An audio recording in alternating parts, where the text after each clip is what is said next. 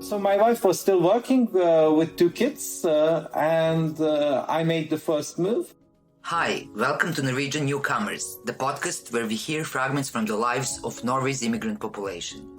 My name is Vedrana Tanovic, and in today's episode we'll hear about finding work-life balance.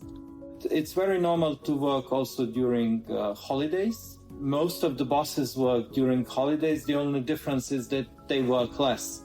So it's very normal to be at least available during holidays and to do 1 or 2 hours. About benefits of living life in open and organized societies. And this was a challenging time. It was also the lockdown. Everything was more or less closed. As well as tolerance and respect for your own choices. For me, home is where I feel that the people around me are living the same values. This is Mihovil's story. Today, my guest is my friend Mihovil. Mihovil, hello. Hi, Vedrana. Thanks for inviting me. It's a pleasure. Can you tell us at the beginning, just introducing yourself to our listeners, tell us a little bit about yourself. So basically, I was born in 78, before the cool 80s. I was born and raised in Croatia. Last year, I decided to move from Zagreb to Oslo. And in Croatia, I finished both the high school and the faculty. By education, I'm a doctor of medicine. And right after the college, I decided to work in pharmaceutical industry, which was very interesting. And during this time in Croatia, I've got also 2 beautiful kids. Peter is now starting the 1st grade in school here in Norway, and Emma is enjoying the kindergarten. And I have my wife, Mariana. So we're both from Croatia, and now we're enjoying the life in Norway. Of course, Croatia is part of my identity or my background. But for our listeners, I would like you to tell us a bit more about Croatia and about your hometown, Zagreb, yeah? Well, actually, I moved to Zagreb for my career. My hometown is actually Rijeka. So I was born and raised in Rijeka, which is on the north part of the Adriatic coast.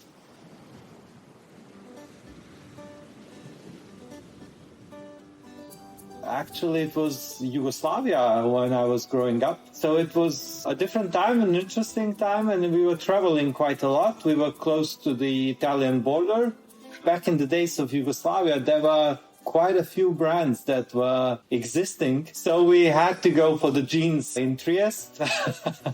You remember these times, huh? Yeah, my brother used to play basketball, and then they have some tournament, in Trieste, in Italy. And then the first month jacket and the first cowboy boots, he brought me from there, yeah. That was our Western gate in that time. Yeah, definitely. So I've spent all my time educating myself in Rijeka. So I finished high school and my medical faculty in Rijeka.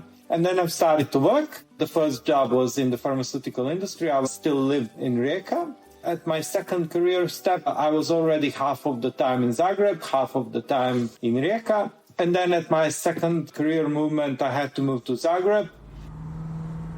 Then eventually I got to know also a bit of Yugoslavia because I had some responsibilities for Serbia, for Montenegro. My bosses were usually in Ljubljana, so I traveled quite a lot to Ljubljana. Then I've discovered during those international meetings that I like very much international surrounding.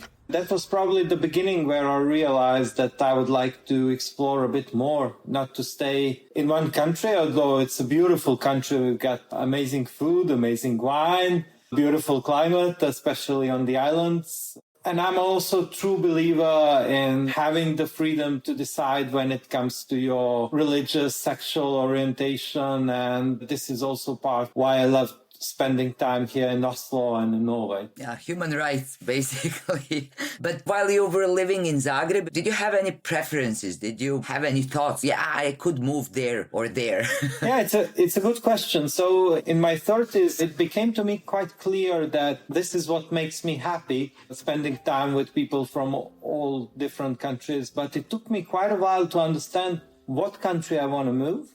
And during my career in Bayer, there were some options to move to China, to move to Brazil, to move to Russia.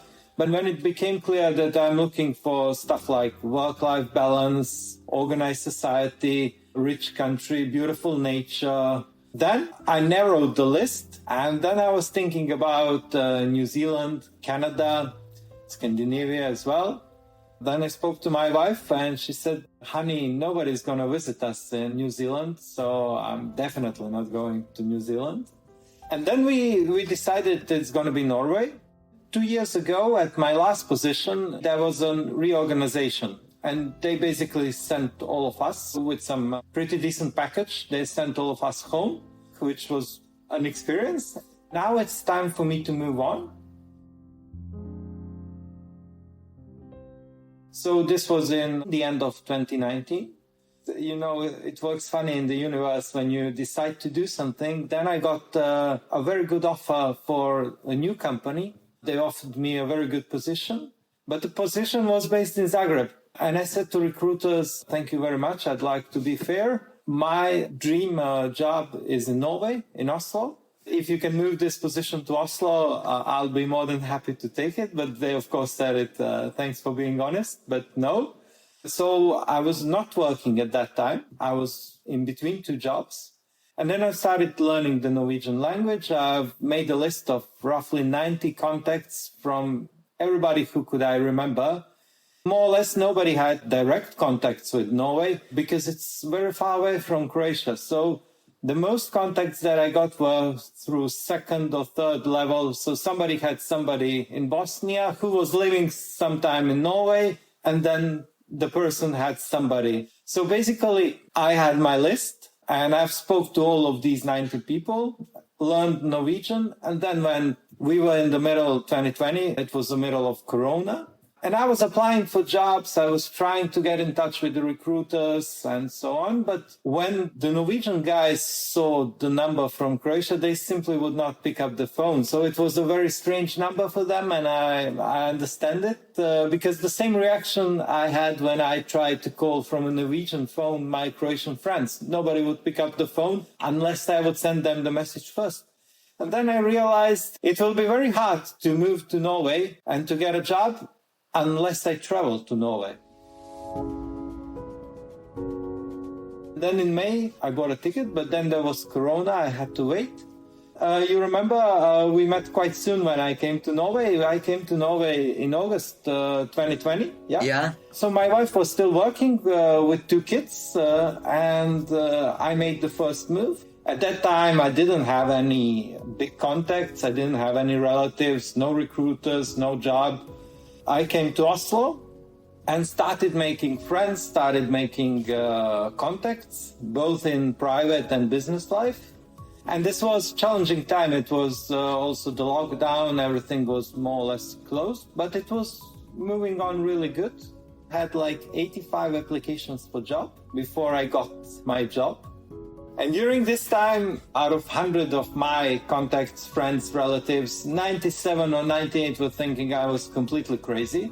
Because moving away from a very well-paid job and all the logistics and backup I had in Croatia to Norway, where I didn't speak the language, so people did not understand what are the odds, what are the chances for me to get a job in Norway in the pharmaceutical industry if I don't know the language, if I don't know the people. So what I realized that out of this 100 people, it's worth talking about the vision only with guys who have a bigger vision than I have. A couple of people who said, no, it's very logical to me what you're doing. I have no doubt that you will make it. So I had a couple of supporters, including my wife, my mother, and 2 or 3 maybe friends.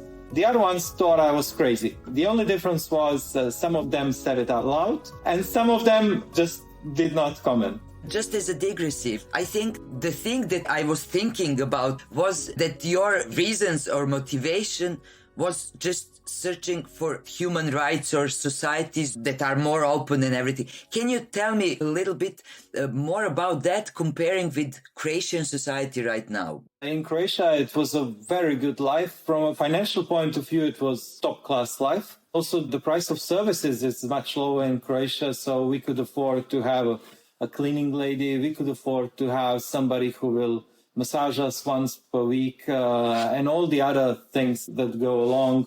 Both me and my wife, everybody had their own car. At the same time, the challenge in Croatia is the work-life balance. So if you are in a managerial position, that means you work a lot. And by a lot, I mean that it's very normal to work also during holidays, to be at least available and to do 1 or 2 hours work every day.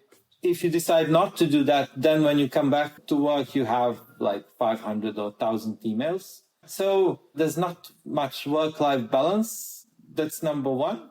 And then the number two is that it's not an organized society. So here, everywhere in public sector, they simply choose the people who are the most competent. While in Croatia, you cannot get high in public sector unless you're a member of the ruling party. So in Croatia, more or less everybody in public sector is a member of the ruling party. All the directors in the hospitals are members, and a lot of positions is connected to that. So it's a whole different system. And the thing is that brings to that Norway is extremely good organized. So when it comes to public transport, when it comes to school, when it comes to kindergartens, when it comes to a clean city, they understand the ecology very much. So the air is clean, the nature is beautiful. People go more cycling than they use the car. It's a different world. It's a different world. And 90% of people here tell the truth, or 95%. So it's a very open, it's a very transparent society. What I've learned about Norwegians, they're not so much liberal when it comes to their own choices, but they are very tolerant and they are very respectful. So if you are liberal, they respect that.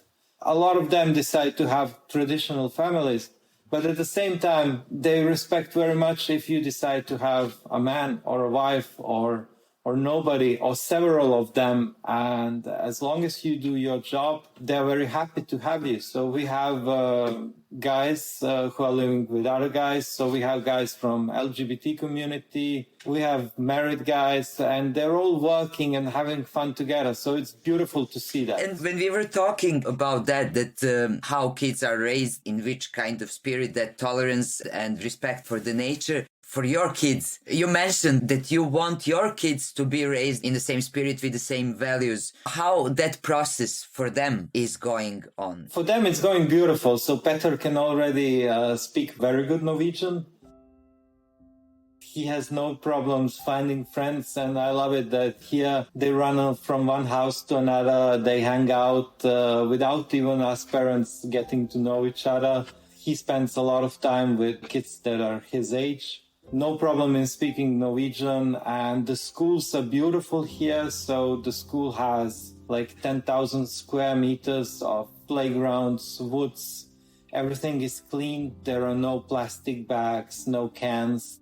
People who walk the dogs, they clean after themselves. So this is a big contrast to Croatia. Or Serbia. Or Serbia, or Slovenia. Or ex-Yugoslavia. Or Italy, or France, the whole Mediterranean countries. Yeah. So here it's very much beautifully organized, and everybody is working to make it a clean society, to make it an organized society. So in Zagreb, there's a lot of traffic jams. Here, it's more about using the bicycle, walking, using public transport. And here, they simply choose the best person for the job, more or less. In Croatia, it's very much connected to being in the party with good connections. And then it creates a whole different system. Definitely. And I don't know if you had that experience, but with Norwegians my age or older, they're all remembering Yugoslavia. They're saying we just did what Yugoslavia was. Yugoslavia was our role model for our society in that time when it comes to education, free education, and medical help. Yeah, I believe I feel it's like this. So you have an idea and you have the vision, and then you make it a reality. So the whole idea and the vision of Yugoslavia was beautiful. But then when it came translation from the idea to reality, there we got a bit lost. So the idea that everybody's equal, that everybody has the right to education, that we live in one big union, that was beautiful. and everybody had a job in Yugoslavia, which was also great. When it comes to comparing these guys, so they really believe in education. So in Norway, there's like 45% of highly educated people, while at the same time in Croatia, it's 27. So it's almost double. So let's face it, here people are more educated. And when it comes to tolerance, you can see tolerance living really in Norway. And in our region, it's more about the idea. When you translate it into reality, then you can see that we are probably not the most tolerant nations. I agree totally. We are not.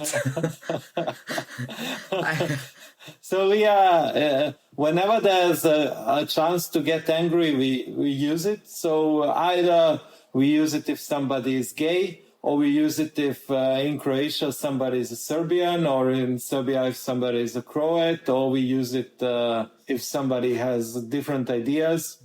So here they're really open to new ideas, to new concepts. Even if they won't take it and act upon it, they let you live your life, however you want to do that, as long as it doesn't affect the society negatively. Yeah.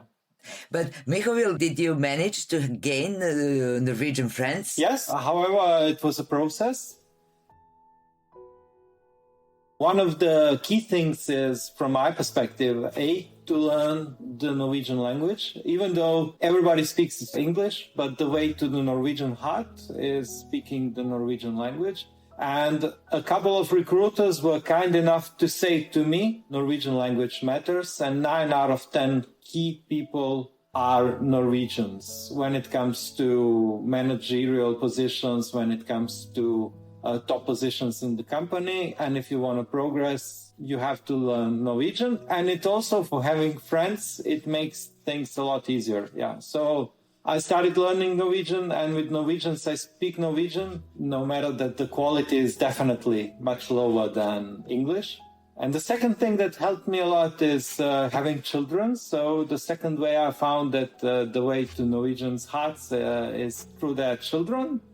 All the parents are connected into different Facebook groups. We have the friends group, the group that is following the children to school every day. Then we have parties for kids, and then also the parents come.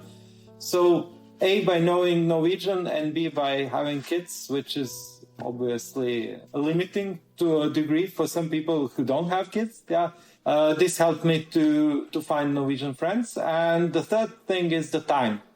So if you want to have quality people in Norway, you've got to set aside 1 year to 3 years, let's say, to find them. Because usually the people, there are very few Norwegians who are ready to make friends within a week. Yeah, why you think is that? I think it's a cultural thing. First, they are, to some extent, on the outside, they're a bit colder.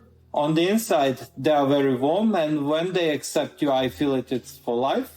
But it takes time that they accept you. The good stuff is they do not want to stick their noses into private things of another people. It's about time, it's about language, and then I believe making friends, you can do it all over the world, also in Norway.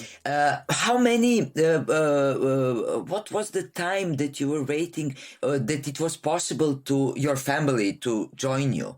Because I know it's the process. It was wintertime 2020. I started building some momentum with the recruiters, with the applications. However, I didn't have a single interview, and Norway was beginning to close down. I just wanted to say thank you so much for listening to Norwegian Newcomers, and remind you that if you want to further support our podcast, we have a Patreon. There you will get every episode 1 week before everyone else, and we will be able to continue with this project that we really love. You can find us at patreon.com/Norwegian Newcomers, or you can press the link in the episode description. Thank you very much. It really would mean a lot.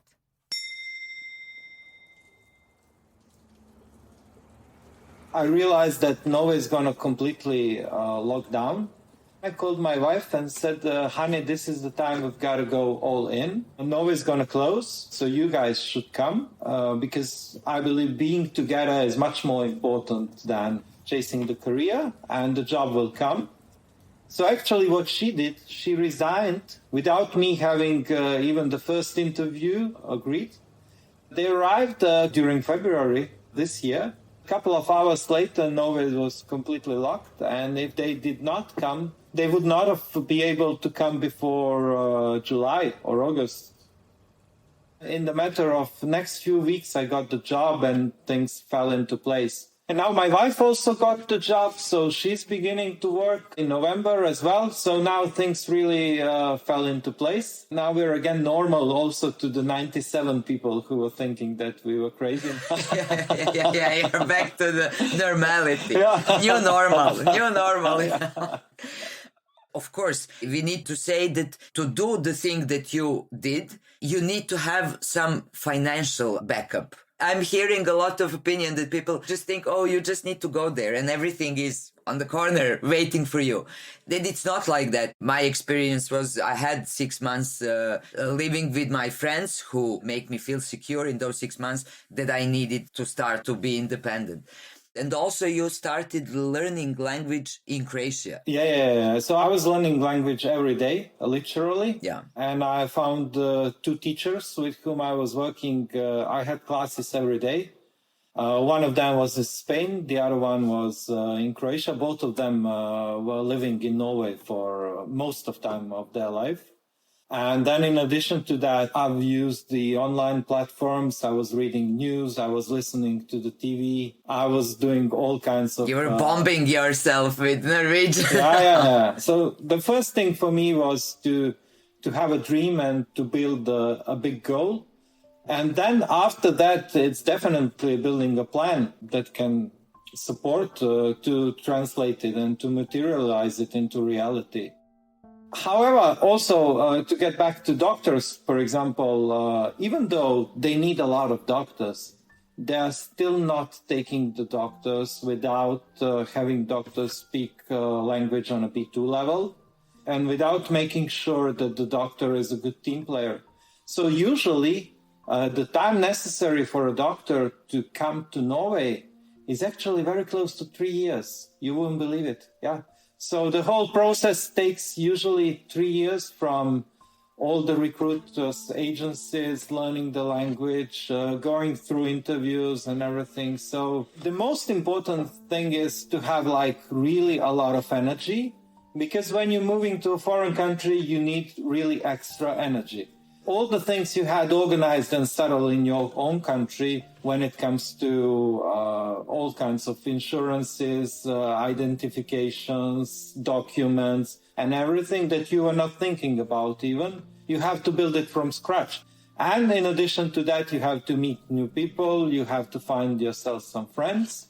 So when you learn the language, when you reach the contacts, and if in addition to that you have some kind of an education, I believe you can have terrific career in Norway. Yeah.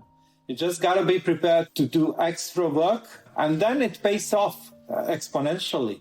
So the payoff is amazing, but you've got to be able to invest 1, 2, 3 years, and then the payoff is next 30 to 50 years. And for the newcomers, it's also good if you can plan ahead. I had to wait to get an appointment to police 6 months. And for those 6 months, I couldn't have the documents. And with not having the documents, I couldn't normally rent an apartment because I didn't have the D number.